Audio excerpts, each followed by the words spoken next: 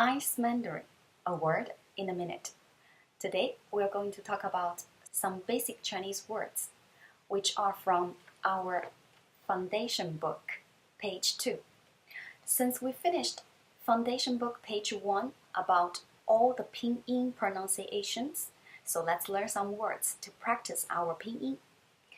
So the words we will learn today are 你, you, 我, I, 他, he, she, it. In Chinese, the pronunciations of he, she, it are the same, but the characters are different. But in daily life, since every time when we need to say 他, it's usually in the case you mention the person or something ahead already. So in the context, you won't be confused. That's why in Chinese it's okay to use the same pronunciation for 3 of them.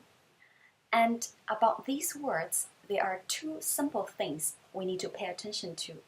And they are, first of all, different from English, our subject and our object do not need to switch forms.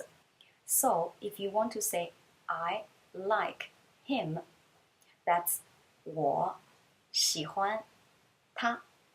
And if you want to say he likes me, we use the same word 我 and 他. So 他喜欢我. Here, 我 can be used as I and me. 他 can be used as he and him.